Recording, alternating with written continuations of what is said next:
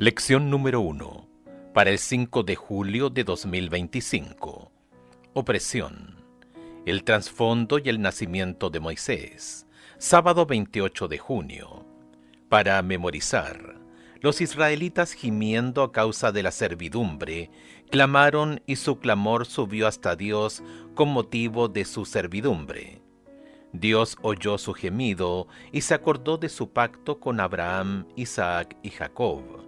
Y miró Dios a los israelitas y reconoció su condición.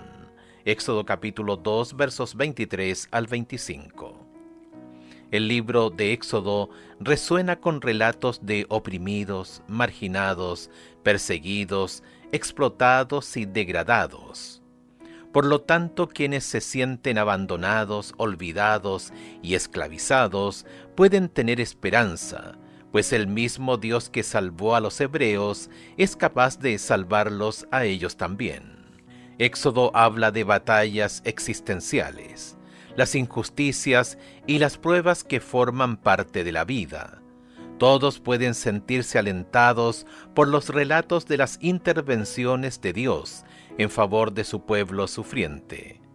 El Señor escucha el clamor de los oprimidos, ve sus luchas, nota sus lágrimas y agonía, y acude a su rescate. Dios toma la iniciativa para liberar a quienes confían en Él. Solo tenemos que aceptar por fe lo que Él nos ofrece.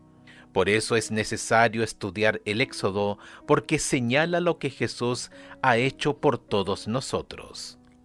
Es un libro acerca de la redención, la liberación y la salvación final, todo lo cual está a nuestra disposición por la fe gracias a lo que Cristo Jesús ha logrado en nuestro favor.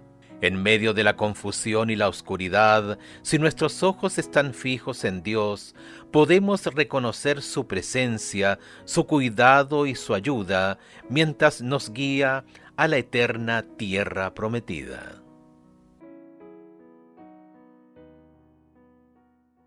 Domingo 29 de junio. El pueblo de Dios en Egipto. El libro de Éxodo es conocido como Shemot, nombres en hebreo, en armonía con las palabras iniciales de ese antiguo documento que comienza con la expresión: estos son los nombres, en referencia a los de la familia del patriarca Jacob, que se enumeran desde el principio. Escucha Éxodo capítulo 1, versos 1 al 7. ¿Qué verdad crucial se expresa aquí? Estos son los nombres de los hijos de Israel que entraron en Egipto con Jacob. Cada uno entró con su familia: Rubén, Simeón, Leví, Judá, Isaacar, Zabulón, Benjamín, Dan, Neftalí, Gad y Aser. Todas las personas que le nacieron a Jacob fueron 70, y José estaba en Egipto. Y murió José y todos sus hermanos y toda aquella generación. Y los hijos de Israel fructificaron y se multiplicaron, y fueron aumentados y fortalecidos en extremo, y se llenó de ellos la tierra.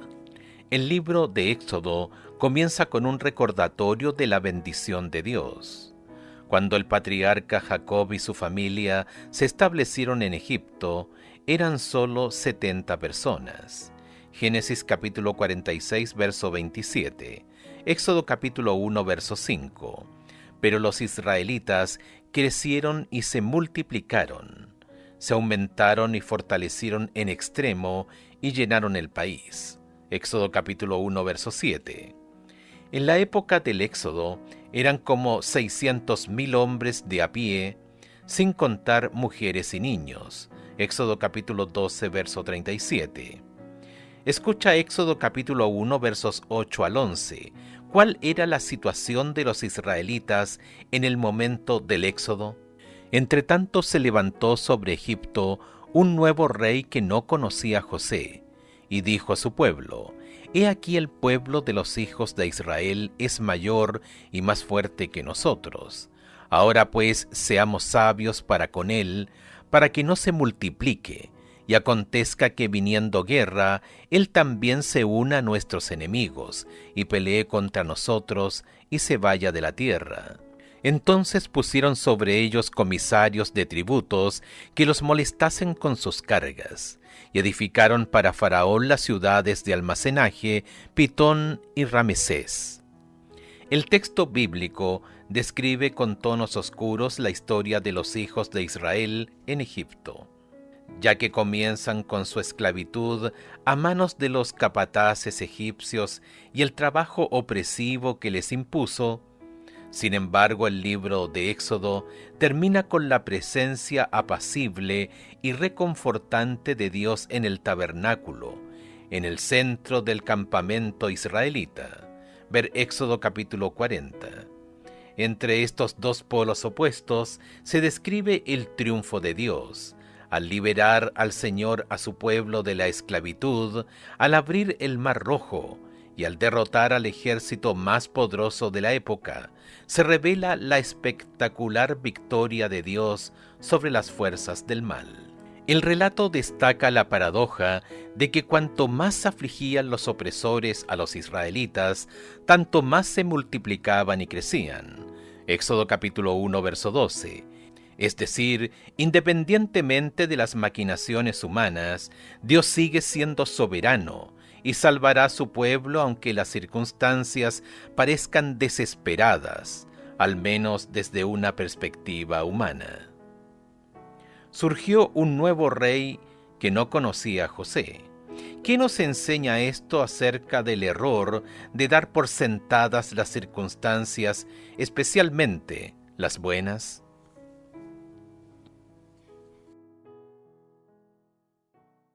Lunes 30 de junio.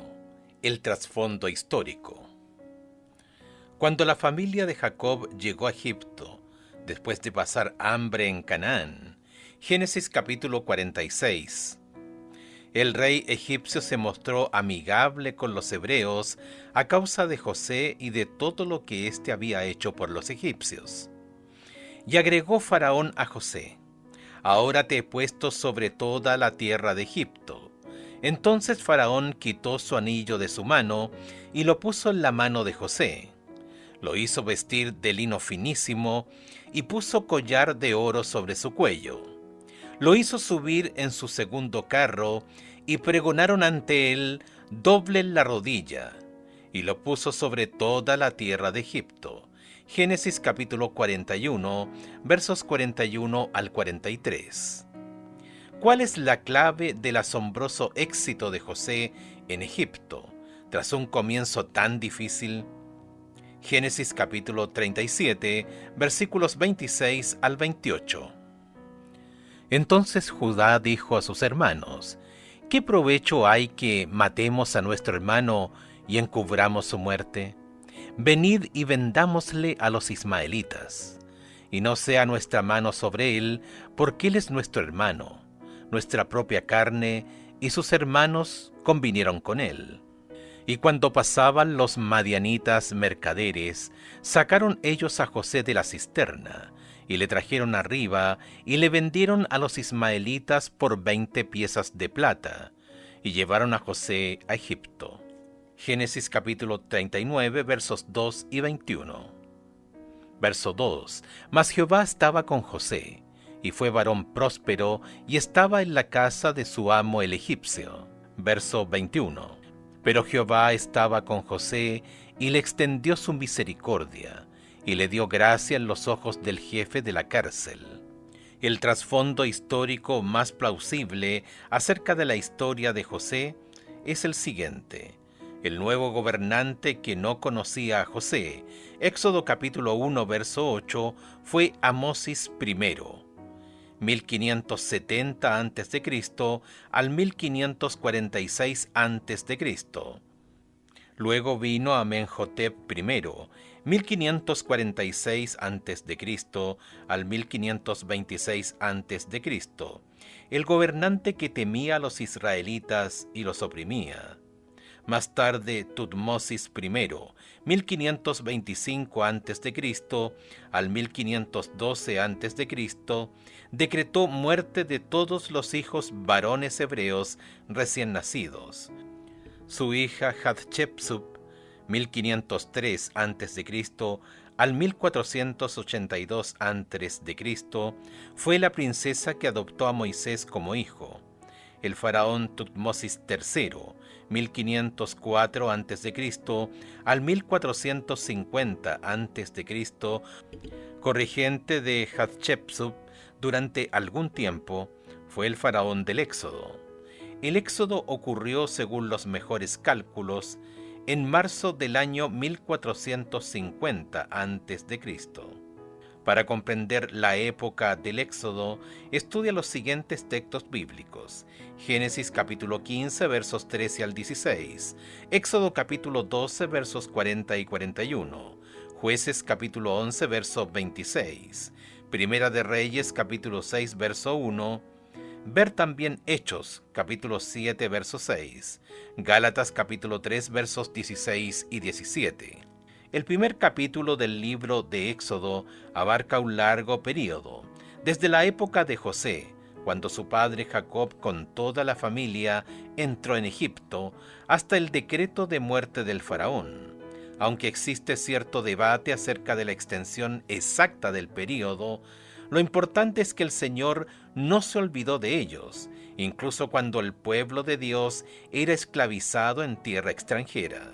Es decir, aunque desconocemos por ahora muchos detalles acerca de la historia de los hebreos en Egipto en aquella época, ver 1 Corintios capítulo 13, verso 12, la revelación del carácter de Dios sigue brillando a través de las páginas de este libro, al igual que en toda la Escritura. Por adversas que sean las circunstancias, Dios siempre está presente y podemos confiar en Él, cualquiera que sea nuestra situación.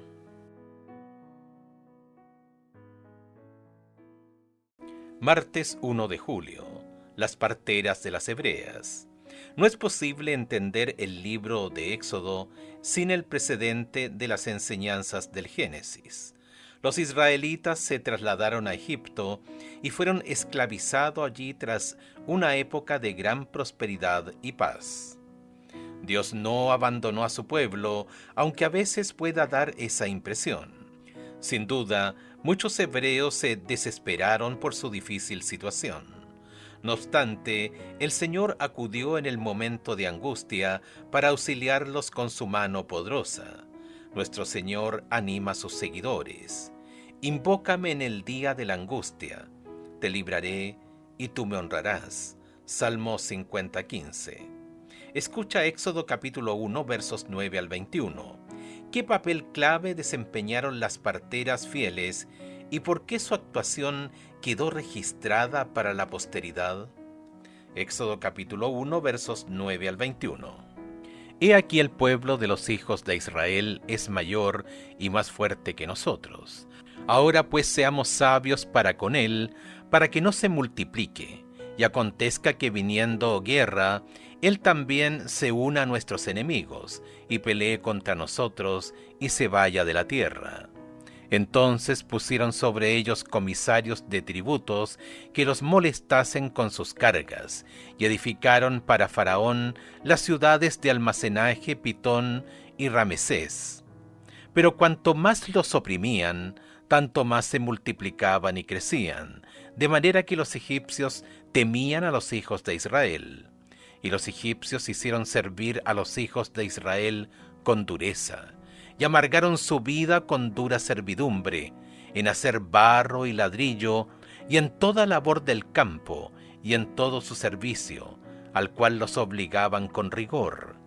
Y habló también el rey de Egipto a las parteras de las hebreas, una de las cuales se llamaba Cifra y otra Fúa, y les dijo: Cuando asistáis a las hebreas en sus partos, y veáis el sexo, si es hijo, matadlo, y si es hija, entonces viva. Pero las parteras temieron a Dios, y no hicieron como les mandó el rey de Egipto, sino que preservaron la vida a los niños. Y el rey de Egipto hizo llamar a las parteras y les dijo: ¿Por qué habéis hecho esto? ¿Qué habéis preservado la vida a los niños? Y las parteras respondieron a Faraón: porque las mujeres hebreas no son como las egipcias, pues son robustas y dan a luz antes que la partera venga a ellas. Y Dios hizo bien a las parteras, y el pueblo se multiplicó y se fortaleció en gran manera. Y por haber las parteras temido a Dios, Él prosperó sus familias. En el libro de Éxodo no se menciona el nombre de ningún faraón. Solo reciben el título de faraón, que significa rey. Los egipcios creían que el faraón era una deidad en la tierra, el hijo de dios Ra o de Osiris u Horus, considerado la deidad egipcia más elevada, el mismísimo dios solar. Sin embargo, a pesar de todo su poder, este dios no era capaz de obligar a las parteras a actuar contra sus convicciones. De hecho, en contraste con el faraón sin nombre, se identifica a las dos parteras como Cifra y Púa, Éxodo capítulo 1, verso 15, muy estimadas porque temían al Señor. La malvada orden del faraón no tuvo efecto en ellas porque respetaban más a Dios que las órdenes de un gobernante terrenal. Ver también Éxodo capítulo 5, verso 29. En consecuencia, Dios las bendijo juntamente con sus respectivas familias. ¡Qué poderoso testimonio de fidelidad! Estas mujeres no solo sabían lo que era correcto, sino que también decidieron hacerlo a pesar de su escaso conocimiento teológico. Cuando el faraón vio que su complot fracasaba, ordenó a los egipcios que mataran a todos los bebés varones hebreos recién nacidos. Debían arrojarlos al río Nilo, probablemente como ofrenda a Hapi, dios del Nilo y de la fertilidad. Este es el primer caso registrado de israelitas condenados a muerte solo por ser israelitas. El propósito del decreto de muerte era someter a los hebreos aniquilando a sus descendientes varones e integrando a sus mujeres a la nación egipcia para terminar así con la amenaza que el faraón creía que representaban para su nación. Las parteras no solo sabían que era lo correcto, sino que también actuaron en armonía con ello. ¿Qué mensaje representa esto para nosotros?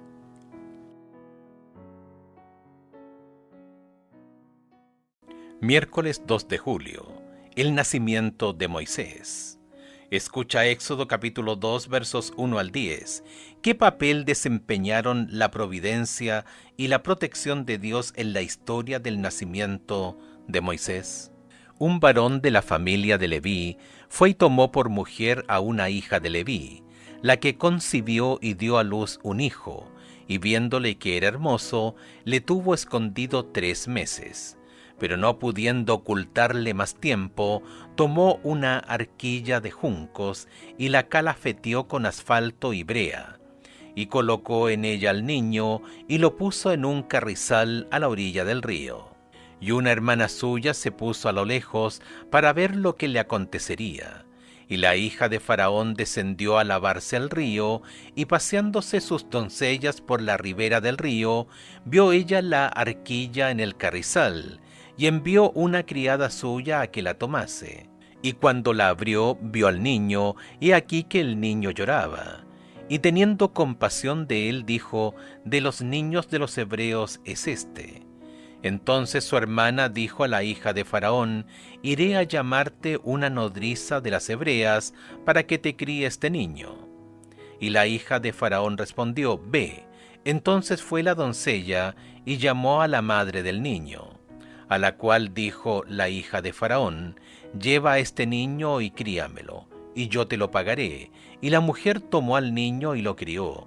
Y cuando el niño creció, ella lo trajo a la hija de Faraón, la cual lo prohijó, y le puso por nombre Moisés, diciendo: porque de las aguas lo saqué. El trasfondo histórico del nacimiento y la vida de Moisés es apasionante. porque él vivió durante la época de la célebre 18ª dinastía egipcia. Uno de los reyes de esta dinastía, Tutmosis III, llamado el Napoleón de Egipto, es considerado uno de los faraones más famosos del antiguo Egipto. Aunque fue condenado a muerte al nacer, Éxodo capítulo 1, verso 22, Moisés nació como un hijo especial. Hebreo Tov, literalmente bueno. Éxodo capítulo 2, verso 2. El término hebreo Tov describe algo más que la belleza externa. Esta palabra se utiliza, por ejemplo, para caracterizar la obra de Dios durante la semana de la creación, cuando declaró que todo era muy bueno. Génesis capítulo 1, versos 4, 10 y 31. Como nueva creación, este niño bueno llegaría a ser, en armonía con el plan de Dios, el adulto que libertaría a los hebreos de su esclavitud. ¿Quién habría imaginado, cuando nació especialmente en circunstancias tan terribles, el futuro de este niño? Sin embargo, Dios cumpliría las promesas que hizo a Abraham, Isaac y Jacob de otorgar la tierra prometida a sus descendientes. Éxodo capítulo 2, versos 24 y 25, para lo cual utilizaría a este bebé Tov décadas más tarde. La princesa egipcia Hatshepsut adoptó a Moisés como hijo. El nombre dado a Moisés es de origen egipcio y significa hijo de, o nacido de, como se refleja en los nombres Amosis, hijo de Aj, o Tutmosis, hijo de Tut. En hebreo su nombre significa sacado, ya que fue milagrosamente salvado como fue sacado del río. Es poco lo que sabemos acerca de sus primeros años de vida, tras ser salvado milagrosamente y adoptado por Hatshepsut. Moisés vivió sus primeros 12 años con su familia original. Éxodo capítulo 2, versos 7 al 9. Ellen White en Patriarcas y Profetas, página 251. Y recibió la mejor educación egipcia con el fin de prepararlo para ser el próximo faraón de Egipto. Patriarcas y Profetas, página 245.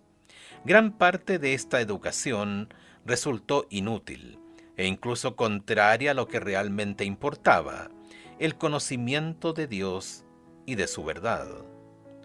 ¿Cuánto de lo que estás aprendiendo es en última instancia inútil para lo que realmente importa?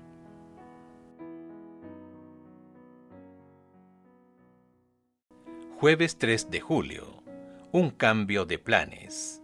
Escucha Éxodo capítulo 2, versos 11 al 25. ¿Qué eventos sucedieron precipitadamente y cambiaron por completo el rumbo de la vida de Moisés? ¿Qué lecciones podemos aprender de esta historia? Éxodo capítulo 2, versos 11 al 25.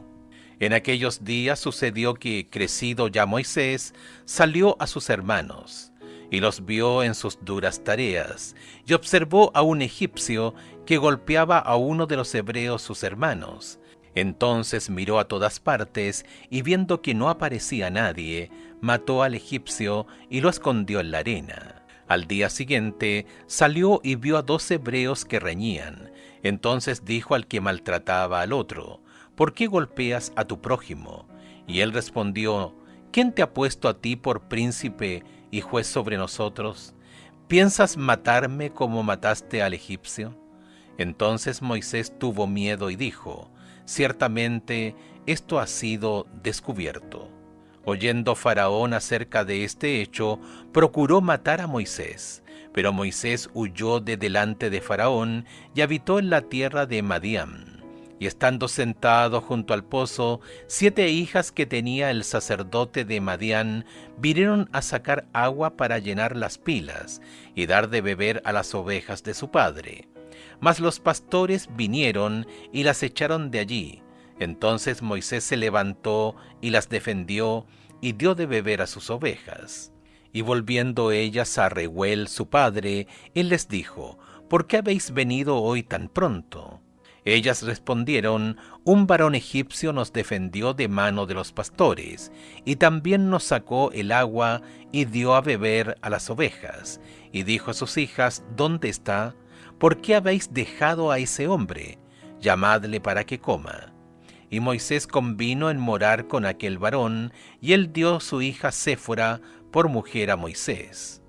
Y ella le dio a luz un hijo, y él le puso por nombre Gersón, porque dijo: forastero soy en tierra ajena.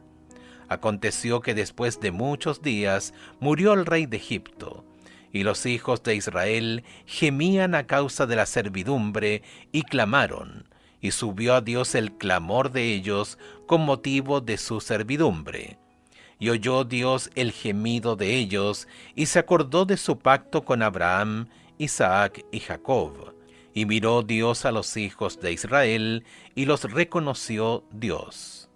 ¿Qué haría Moisés? ¿Sucumbiría a la atracción de Egipto y los placeres de la corte? ¿O soportaría las penurias junto a su pueblo? Los acontecimientos pronto lo obligaron a tomar una decisión. Al oír esto, Faraón procuró matar a Moisés, pero Moisés huyó de Faraón y fue a vivir a tierra de Madián. Al llegar se sentó junto al pozo. Éxodo capítulo 2, verso 15. Después de su crimen, Moisés realmente no tuvo elección, al menos en lo que respecta a permanecer en Egipto. Cualquiera que fueran los planes que tenía para ascender al trono de Egipto y convertirse en un dios, ellos se desvanecieron rápidamente. En lugar de convertirse en un dios, en uno falso, Moisés serviría al Dios verdadero. Cuando huyó, Moisés no tenía idea de lo que le deparaba el futuro. Todo el asunto de la muerte del egipcio a manos de Moisés, exagerado en sumo grado, se supo rápidamente entre los egipcios, y hasta llegó a oídos de Faraón. Se le dijo al rey que este acto era muy significativo, que Moisés tenía el propósito de acaudillar a su pueblo contra los egipcios, que quería derrocar el gobierno y ocupar el trono, y que no habría seguridad para el reino mientras él viviese.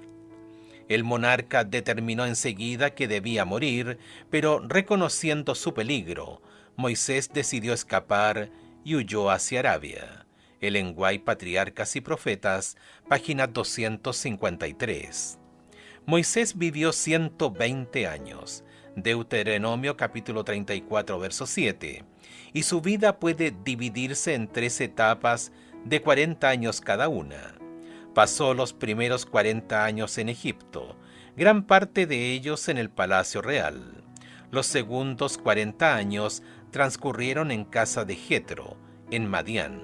Sin embargo, son los últimos 40 años lo que ocupan la mayor parte de los libros de Moisés y narran la historia del llamado divino hecho a Israel para que diera testimonio acerca de quién y cómo es Dios, de su naturaleza y su carácter, a un mundo sumido en la idolatría. Ver Deuteronomio capítulo 4, versos 6 al 8. ¿Era el plan de Dios que Moisés matara al egipcio? De no ser así, ¿qué nos enseña esta historia acerca de cómo Dios puede imponerse en cualquier situación y utilizarla para sus propósitos? ¿Cómo nos ayuda Romanos capítulo 8, verso 28 a comprender esta importante verdad? Y sabemos que a los que aman a Dios, todas las cosas les ayudan a bien, esto es, a los que conforme a su propósito son llamados.